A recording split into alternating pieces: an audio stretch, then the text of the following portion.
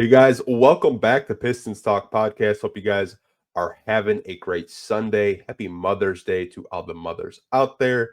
Don't know how many mothers actually listen to this podcast, but hey, at the end of the day, you never know who does listen and watch you. In today's episode, what we're going to be doing is reacting to Trajan Langdon's presser. He had one earlier this week with the available media here in Detroit. And what we're going to be doing is playing audio clips from that press conference. And I'm just going to react to these quotes, to these questions that he was asked by the media. So the first question that he was asked by the media was just the success of this season. What made it a success? And this is what he had to say.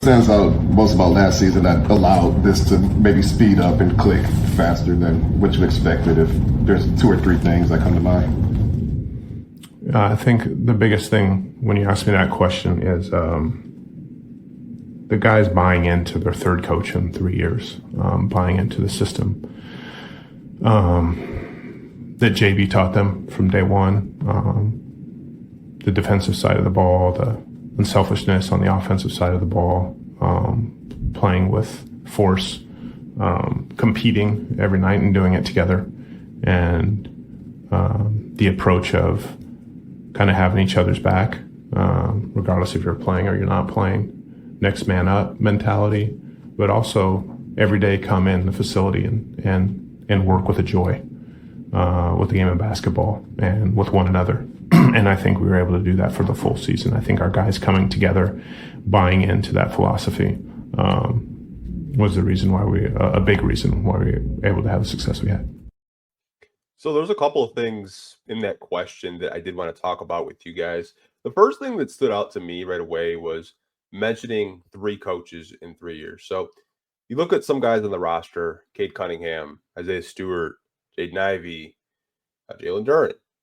They all had three coaches in 3 years. They went through Dwayne Casey. He obviously got let go, got promoted to a front office position. Monty Williams last year. We all know how that experiment failed. And JB Bickerstaff this year. And Trajan kind of touched on that, they've had three coaches in 3 years. And how they really bought into JB Bickerstaff's system, of how they bought in on both ends of the floor, which I thought was very interesting that Trajan did mention the buy-in and being able to, play for a coach like a JB Bickerstaff. And if they didn't play, it was kind of like next man up mentality. I think a guy's early in the season, obviously he didn't finish this season with the Pistons, but a guy like a Wendell Moore that they traded for during the draft last summer, I should say.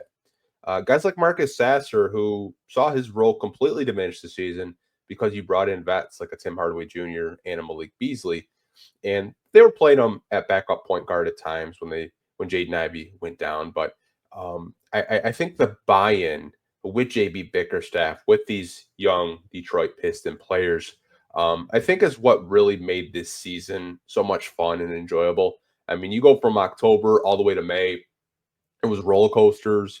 It was improvement. They didn't know how to close a game.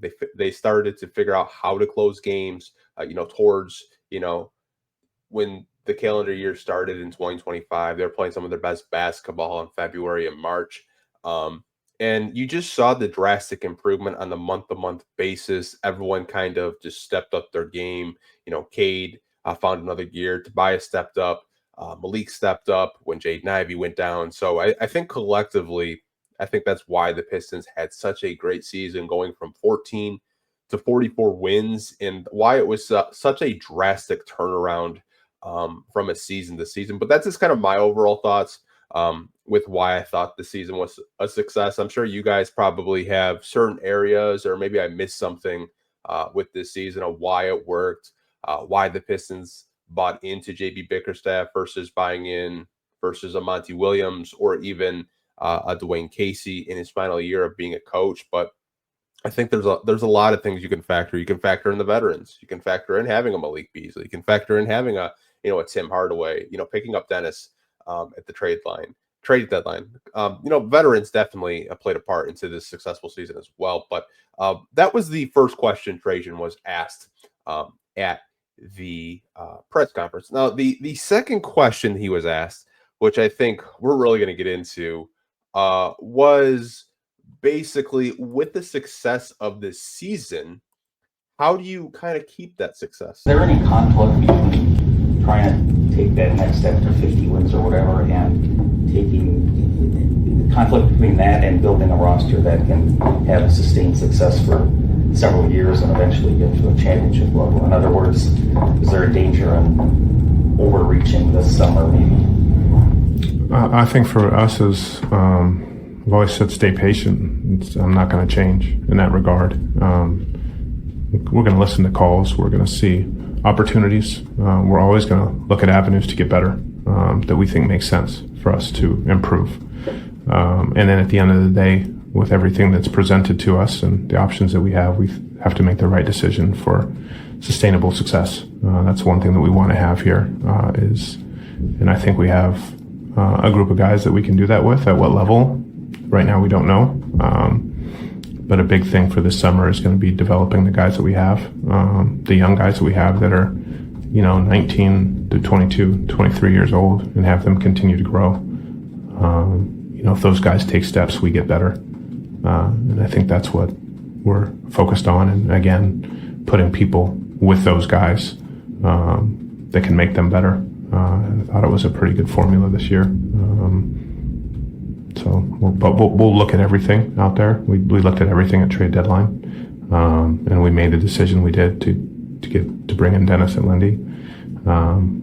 We'll look at a lot of the stuff similarly, not only within our own roster internally, but what's out there and available, free agency market, and also through trade. So this is a lot to unpack, and I thought it was a really good question. Whoever did ask it. Now, I know a lot of Pistons fans, we look at the success of the season, of them being a 6 seed, and the Eastern Conference obviously is going to get better. I think you look at teams like Philadelphia, I don't expect them to have another tanking season. Orlando was hurt. So I can see a lot of Pistons fans getting kind of antsy of wanting to improve our roster so we can kind of keep that competitive kind of to stay competitive in the Eastern Conference is what I'm trying to say. But Trajan said a couple of things that I thought was really important. He mentioned staying patient, and I know that's probably something that some fans don't want to hear. Now, I'm not saying every fan is the same. Some of you guys are like, let's run it back. Let's stay patient. Let's, let JB Bickerstaff and his coaching staff keep developing these guys, because in his first year, he got a lot out of, the core guys that Troy Weaver drafted, and the veterans definitely stepped up their game. They're doing things that I didn't even know. Tim Hardaway Jr. could still dunk. He had a couple dunks this year. Same with Malik. I didn't know Malik had hops like that. But JB did get a lot out of his team this year, I will say. But, Trajan kind of touched on staying patient, which I think is important with where the Pistons are currently at right now, given the core that they have. Not one player is above the age of 25. I believe Marcus Sasser is the oldest player that they drafted, and he's only 24 years old. A lot of these guys are 19, 20, 21 years old. So he kind of, touched on staying patient, but he did not say that they won't take calls or listen to calls. And I think that's something that I really respect about Trajan is his just transparency with the media when he does do these press conferences, saying like, hey, I'll listen to calls. We'll always look for areas to improve, to get better.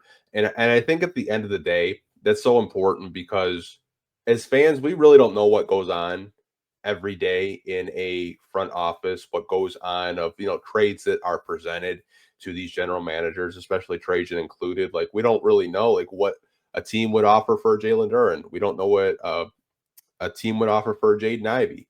We just don't know. Which I think it's really important for him to say, like, we'll look for areas to improve if it does make sense. But they want to have sustainable success. They just don't want to make the playoffs this year and then don't make it. I think that would probably really hit home with a lot of Pistons fans. I mean, we can talk about the 2015-16 team where, they made the playoffs. Obviously, they lose KCP because they can't pay him, and they had to retool, and then they don't make the playoffs until they trade for Blake Griffin.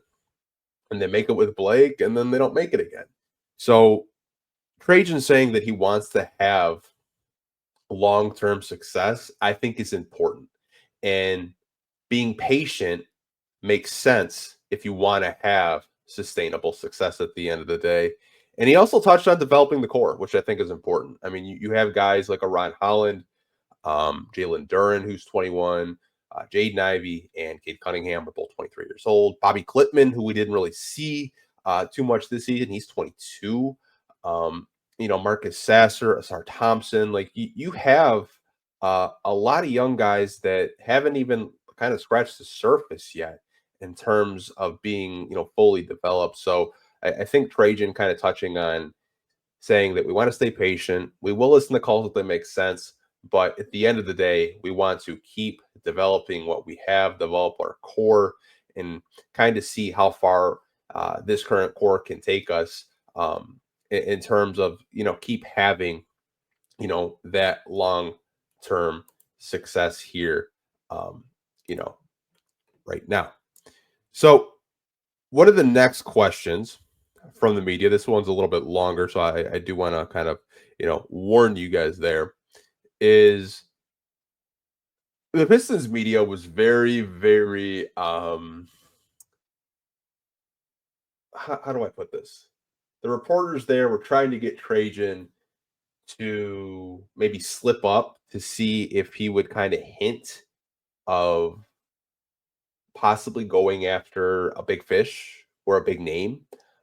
This was his response when asked about that question. A team that takes a big leap like you guys did this year, the prevailing theory is, okay, you got to make the next big step, make the big step, get another guy to go alongside Cade. Can you tell now if you think you're at that stage, or do you need to learn more about the players you have? It's a really good question. I think you can. I think we have to learn more about our players, right? I mean, Asar played. It's his second season, obviously a shortened first season, and he had a shortened second season because it didn't start on time, and really didn't have a summer either because of his blood clot last summer. So that's exciting for him, for us, that he's going to have a full summer to actually train as a pro that he really hasn't had yet, and for him to have the season that he had without a summer, without really a training camp, without the first month is pretty incredible. And that's something that we're looking at, seeing what that's going to be. I think JD took a huge step after the first 25 games. He was a different player the last, 50, 60 games of the season. And he got off to a slow start. And we're hoping we're going to push him this summer as well. And I think he's willing to take that up to another level. And so I think if those guys take steps, we get better. Ron's 19. He didn't have a true summer either. He's going to have a whole summer with us in this building and in different places that, he'll have a summer league to train. And,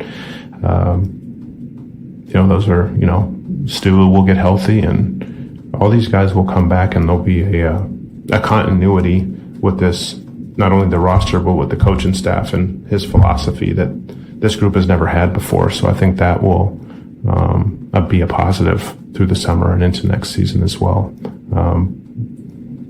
But the questions will be there about what do we do? Do we add another person, or do we just build from within? And again, like I said before, we'll look at all avenues and decide what the best avenue is for us. So I thought Trajan touched on a couple of things. I think the first thing that really stood out to me when he was answering that question was saying that he has to learn more about the players that he has. Now, I think it's important to talk about that because Trajan didn't draft the core that we currently have. The only players that he drafted were Ron Holland and Bobby Klittman. He mentioned Ron Holland a little bit, didn't mention Bobby at all. But I think it's important because Trajan is still learning what he has. Obviously, first season, you make the playoffs as the 6th seed. You see, steps in development. Cade took a step Asar took a step, Duran took a step, Stu took a step. All these guys, took steps in development. So he still wants to learn a little bit more about what he currently has before, kind of putting all his chips on the table to, get that big guy, get that all-star, get that maybe 20, 25 point per game guy next to a Cade Cunningham, which I think is smart because we've seen in previous, regimes where they kind of start to, I don't even want to call like a second or iteration of what Joe Dumars did as rebuilding because it never really felt like rebuilding, but he kind of just put his chips in for a Brandon Jennings at the time and giving up on a Brandon Knight and a Chris Middleton who Chris Middleton ended up being the best player in that deal, right?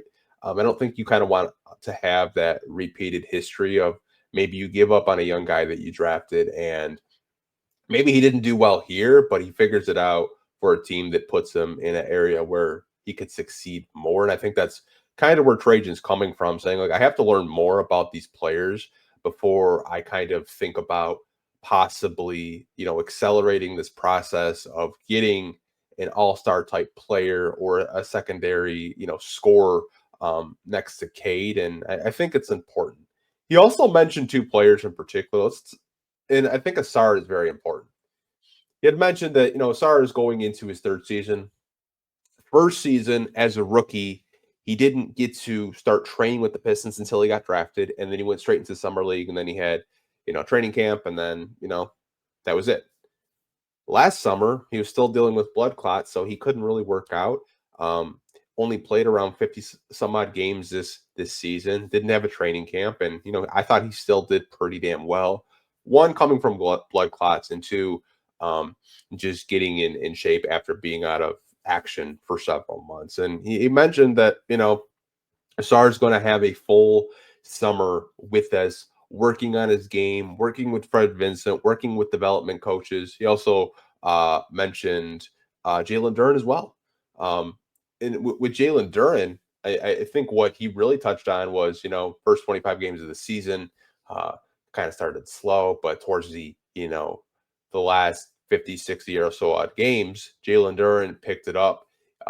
He started locking in more and he was more productive. And Trajan said, we're going to push him.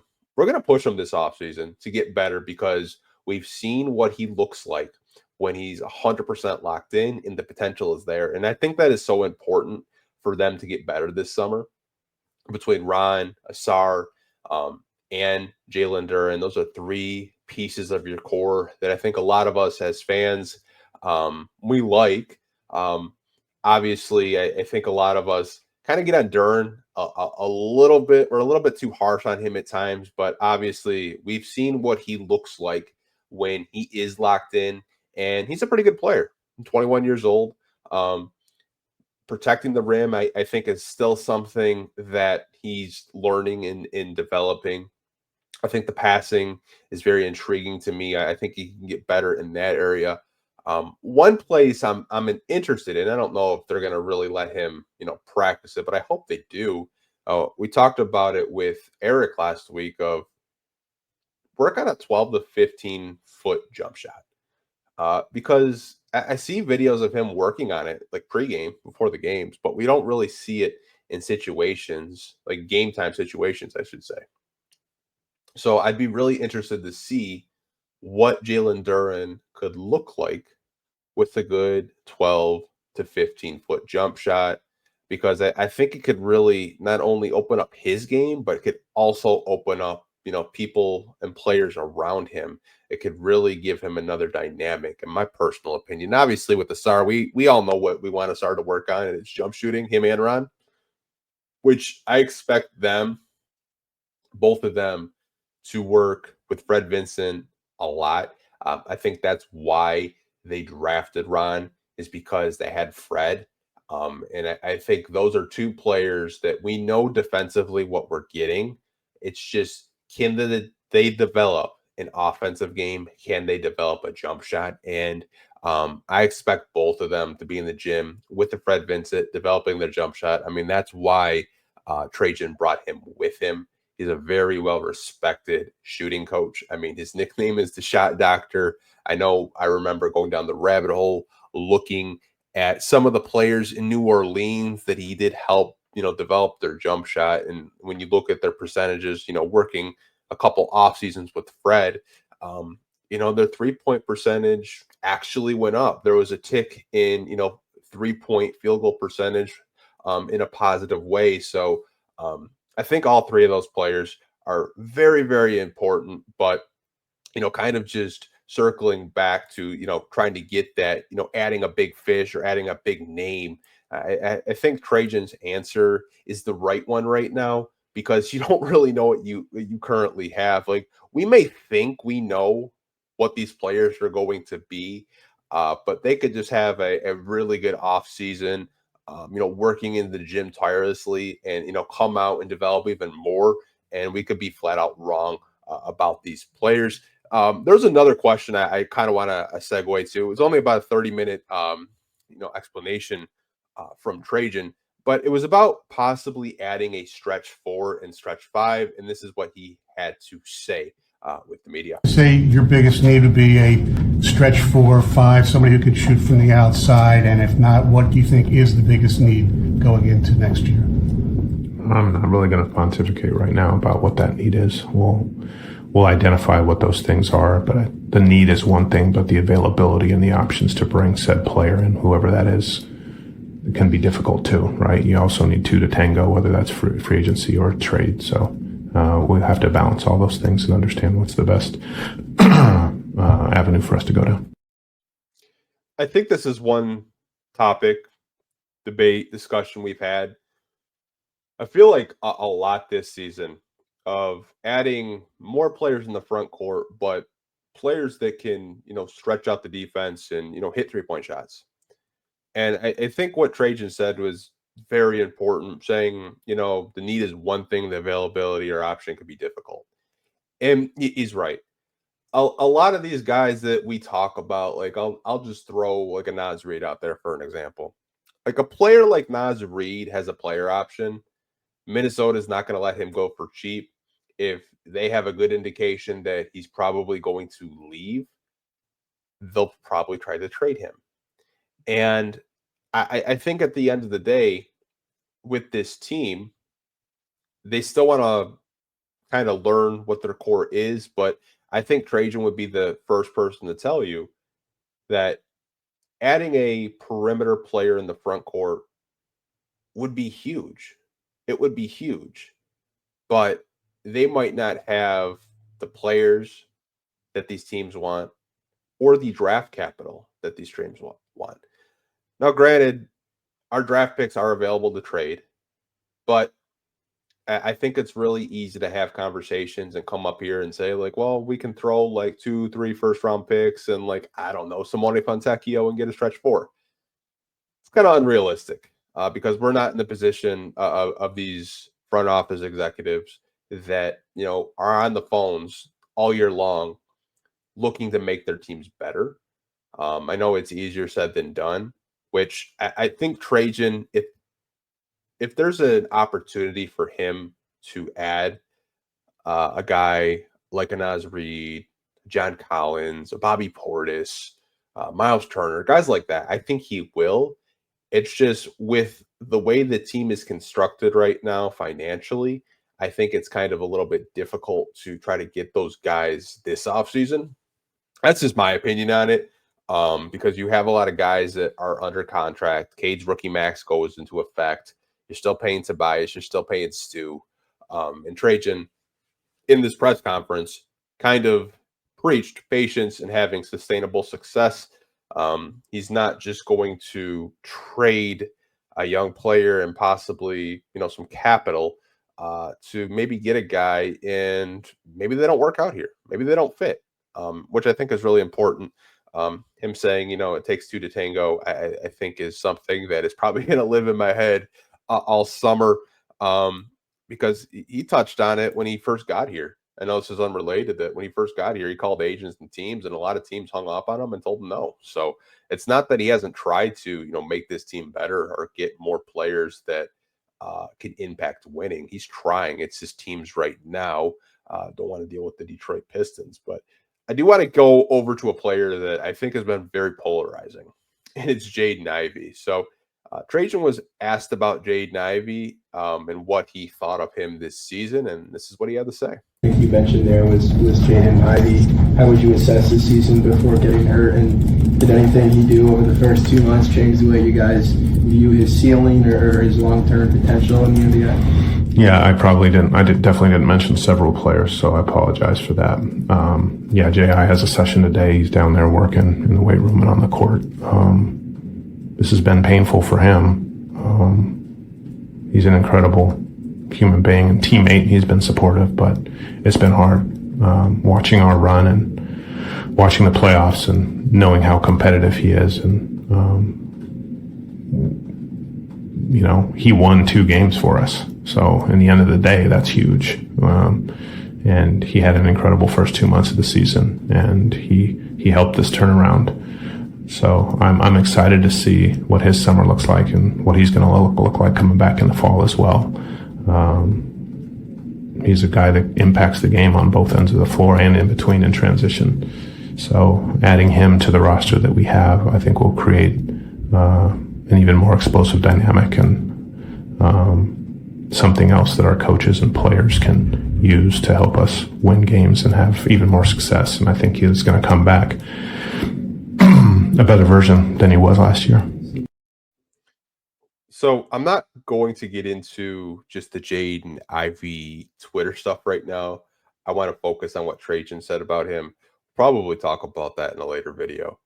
But he said a couple of things. I think the first thing he mentioned is Jaden Ivy won 2 games for us. He's referring to the Sacramento game, that buzzer beater, and the Toronto game, buzzer beater. And talked about how he had an incredible first 2 months of the season. Obviously, Ivy only got to play 2 months with the Pistons before his season was ended by Cole Anthony diving at his leg and breaking his fibula, as we know. But Trajan mentioned that he helped his turnaround up, with the Detroit Pistons, and he's a guy that impacts on both ends of the floor. And it's funny because the guy that is in charge sees the value in a Jaden Ivy, and I think he knows and he's aware that he's a good player. It's just it's a shame that this backcourt has not had a healthy season together. This year it was Jaden Ivy, Jaden Ivy's rookie season. It was Cade, and then the Monty year, Jaden Ivy couldn't get off the bench because Killian Hayes was playing. So it's not to say that these two haven't had opportunities. It's been either injuries or Monty would rather play Killian. So I'm glad Trajan had mentioned Jaden Ivy in his press conference, kind of talking about how he was down in the gym. He was still working. It's the off season. He's getting shots up. He's in the weight room. So it kind of shows you his work ethic as a player, but did want to kind of touch on Jaden Ivy for a little bit. Now, he did talk about Cade Cunningham, and there was one part of the question that I did want to talk about because I think it's very important and we can have a good discussion about it. This is Trajan talking about Cade Cunningham getting in shape. I think the big thing for him is just, we've talked to him about it, just getting in elite shape. Obviously incredibly skilled, incredibly talented, understands the leadership part of it. Now has a little bit of late season experience and playoff experience, knows how that feels. So kind of understanding what you're training for in the summer. Once you've experienced it, you can train for it because you felt it. If you've never experienced playoff basketball, you can't understand the level you have to go to. And now he understands that, he's felt it. And so he should be training for first, second round of the playoffs and not training for game 45 anymore. And so being in elite shape, I think it will be a huge thing for him. So I think this could maybe get taken out of context. Now, they were asking Trajan what they want Cade to work on, and obviously Trajan went with getting in elite shape. I think what Trajan was kind of saying is Cade never experienced playoff basketball until this season. And now he knows the physicality versus playoff basketball versus a regular season game. And I think that was so huge and important for him to kind of point out. Like now, Cade knows how physical, NBA playoff basketball can be, and he can train for that. Not to say that Cade isn't in the gym. I think all these players are in the gym, but now he has a better understanding of how the game switches in a physicality wise. Come playoff time, and he can get into the gym.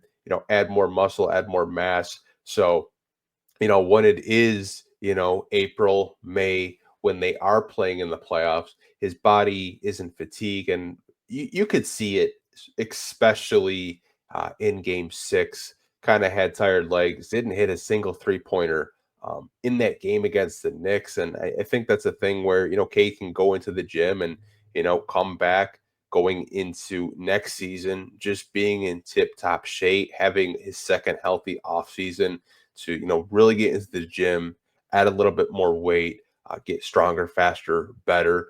Work on that handle as well, because I think there will be some people that mention that. Obviously, the turnovers were very high this year, but at the end of the day, he was a guy that had the ball in his hands, and guards like Cade, like a Trey Young, a James Harden, that have really high usage rates, they're going to kind of be high turnover guards. But I think there are areas for Cade to improve, because I thought some of the turnovers this season with Cade were just brain farts. At the end of the day, they weren't really bad turnovers. They were just kind of like forced turnovers in really tight passing lanes where Cade can get better and watch the film that way. But definitely getting that handle a little bit tighter, I think, will be really crucial for Cade. When the shots were falling this year, they looked good. I just felt like he had tired legs towards the end of the season and going into the playoffs. He did have a good playoff performance against the Knicks, dropping 30 points in one game. But I think what Trajan was just kind of saying is, like, you got to get into elite shape, so you have consistent performances and you're not tired towards the end of the season going into the first, second round of the playoffs. We want you to train for that versus a game 45 in the regular season, which now Cade knows how physical playoff basketball is, and now he has something to train for. But I thought we could kind of touch on that for a little bit. I thought it was really important for Trajan to kind of like talk about that and touch on, the physicality of playoff basketball. Now, with the NBA draft coming up, we're going to know in a couple of days. I think tomorrow, I believe. I think it's on Monday. I could be wrong. The NBA draft. I mean, Trajan was asked an NBA draft question, and I thought this was very interesting on his part, kind of giving his insight of second round picks in NIL. So this is a clip from Trajan talking about the upcoming NBA draft. I think we're picking 37. The interesting thing is, and I don't know how much will be true to this, but it looks like with all the money that's being thrown around in NIL, you're having a lot less players put their name in. You're having pretty good players pull their name out, and you might have even more pull their name out if these things start and get the NIL packages get up $3 to $4 to $5 to $6 million. These guys aren't going to put their name in to be the 25th pick or even the 18th pick. They're going to go back to school and hope to be a lottery pick next year. So with that pool of players decreasing, kind of can decrease the odds of the level of player that we get at 37 just through pure mathematics. But I can't tell you that there's a specific thing we're looking at doing in the draft. We'll, again, understand the landscape of it and see if we can move up if there's a player that we really like. But then we have to look at how much that cost is to the kind of player that we think we're going to get. And we'll weigh all these things as we get information in Chicago and start doing our draft prep going forward towards the draft in June. So, obviously, the Pistons do not have a first-round pick this year. I think we all know that. It's going to Minnesota. They do have a second-round pick, very early second-round pick, 37 to be exact. But Trajan kind of touching on NIL, I think, is important because, in years past when NIL wasn't really a factor, we could come up here and discuss future draft picks for the Detroit Pistons. Obviously, the Pistons were drafting in the top 5 of the lottery, so NIL really wasn't an issue or a discussion on this podcast in particular. But here's my thing with the pick, and this is just an opinion, so don't get mad at me for saying this. I don't think the Pistons keep their pick. I think it gets traded. And why I feel that is a couple reasons. One, I think when you look at the cap space, accounting if Cade does make All NBA, I think it's a pretty good chance he does. Pistons will have around $19 million to play with in free agency. So that's one thing. Two, I don't really know if this team really wants another rookie to develop and not get playing time. Like they might just get the Motor City Cruise treatment if they do decide to stay with that second round pick. But in the event that they do keep it, I could see them trading up. I know Trajan even kind of touched on it. Like if they do fall in love with the prospect, that is a conversation with this front office. They've shown in years past that they've traded up for prospects that they really do like. Being at 37, I think does have its advantages for the Pistons to try to trade up in the later first round if they really do like a prospect. But if I had to guess, I don't think they keep the pick at all. I think they just trade it. Maybe they package that pick, with a player on the roster and try to, improve an area, whether that's in the front court, whether that's maybe, just some more isolation scoring. I don't really know. But I would be very surprised if they did keep the pick. They stayed at 37 and they drafted somebody, because there's a good chance that the guy's playing in the Motor City Cruise, and no shot playing for the Motor City Cruise. But I think where this team is at, they're looking for contributors, someone that can contribute right away. And I don't really know if a guy at 37 can come in, get drafted by the Pistons, and contribute right away off the bench for JB Bickerstaff. Kind of given like how we saw his rotations as well last year. Like even when Bobby got healed from his calf injury, he could barely get off the bench.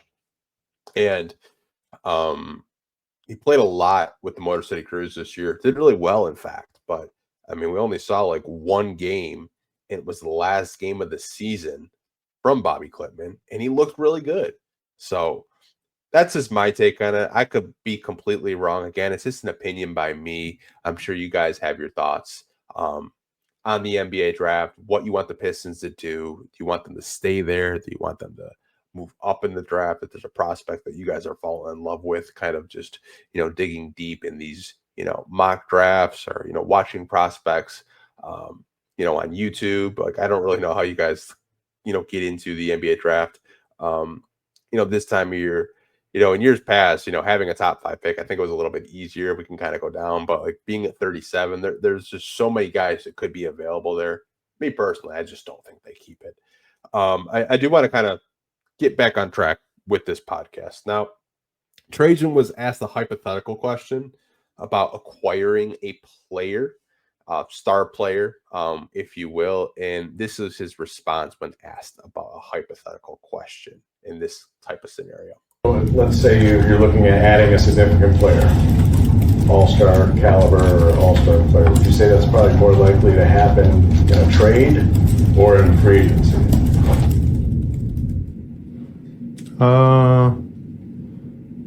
If we're looking at doing that, hypothetically, is that where you're going with this? Yeah. Because that's okay. Hypothetically, if we were to do that. I was including in my Okay. first question. Yeah, don't put that as that's something we're going to do. I would assume it would have to happen through trade. I don't know how many all-stars are going to come here in free agency right now. I think and the amount of cap space that we have doesn't allow that. So it would have to be in a trade. So I found that very interesting, even though it was a hypothetical question. And obviously the media was really trying to get him to talk about, getting that big fish or an all-star or whatever it may be. Trajan said it would have to be via trade. Kind of tells you like what free agents still think about coming to Detroit. And obviously, us living in Michigan, or if you've lived in Michigan before, it's a great state. It's fun in the summer. Winters can kind of be miserable, but hey, I've lived here my whole life. I don't really think they're that bad. But kind of getting back on track, like via trade, I think is probably the route that this team does go. And when they do want to make that next big step to get an all-star or a big splash, that next big move that a lot of us kind of talk about on this podcast and other podcasters like myself. But Trajan says like, hey, like if we are going to make that move hypothetically, or when we actually do, it's probably going to be via trade, because he can't really see an all-star signing here in free agency, especially with the available cap space that they currently have this season. Now, 2026, if you guys look at the free agents, 2026 free agency class is head and shoulders better than this summer. This summer's free agency class is flat out sucks. I mean, it just sucks. There's not really a whole lot of players where you get excited about this summer versus in 2026 next summer. Like, go look at the 2026 free agents next summer. Head and shoulders better than what we're going to probably be talking about this summer. There's a lot of guys that we're talking about in this podcast that are on player options, and odds are most of these guys are probably going to opt into the last year of their deal and test free agency that way. But I thought it was really interesting that Trajan said it would have to be via trade, not free agency. We're going to go into our last topic, and Trajan was kind of asked about just the expectations for next season, and this is what he had to say. That's with expectation. When you guys go on this run and the whole city is lit, and now they want more and more and more, and it doesn't necessarily happen more and more. Ideally, does most of your growth come from within your roster? In other words, you wouldn't have to give up assets to go get somebody else. And I know you still have to explore all that, but is that the ideal scenario? Yeah, I think, look, if if our team was 31, 33, 34, and 30, and we went on this run, it's different than 23, 22, 21, 19. Because those guys can grow. Those guys are on their upward trajectory in terms of their career and their development, and they were able to make this run. Whereas if you have guys that are outside their prime, on the other, they're not going to be able to get better. The most they can do is sustain, and they're probably going the other way.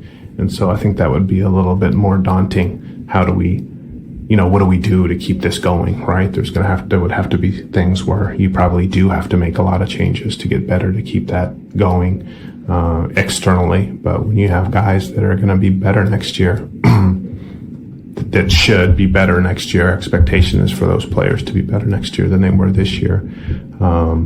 You can look at getting better and development in the team next year through a different lens with a core group of this age than you would an older age.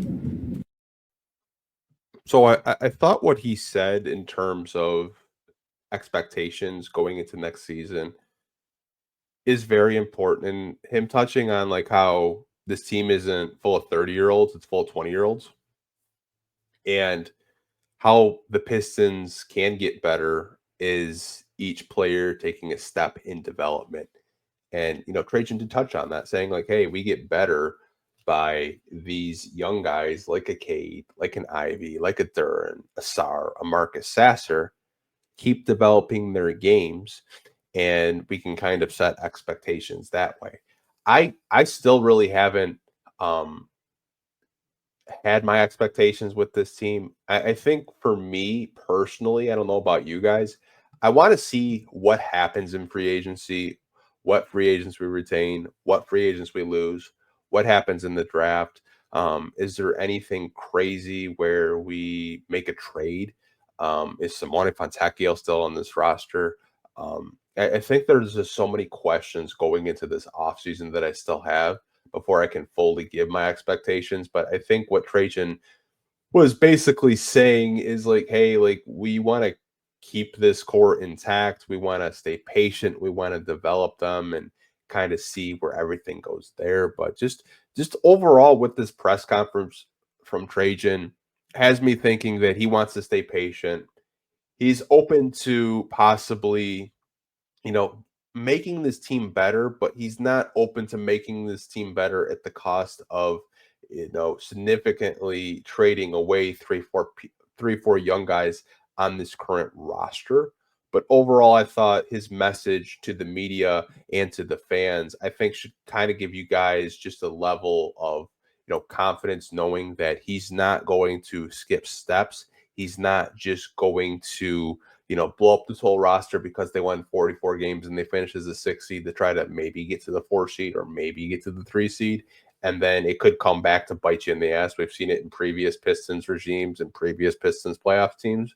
But overall, had me thinking that this is going to be an offseason. It might be a little bit of a boring offseason in a sense where they might just bring back a Malik. They might just bring back a Dennis and maybe add a veteran and a vet minimum to kind of fill out the roster. But overall, really like this message by Trajan. Let me know what you guys think. If you did watch this podcast, if you did watch, Trajan Langdon's press conference, what were your initial takeaways? I'll talk to you guys down in the comment section as always. And if you're an audio listener, this should be uploaded tomorrow morning on Monday. But until next time, you guys be safe, have a good weekend, and as always, go Pistons. Peace.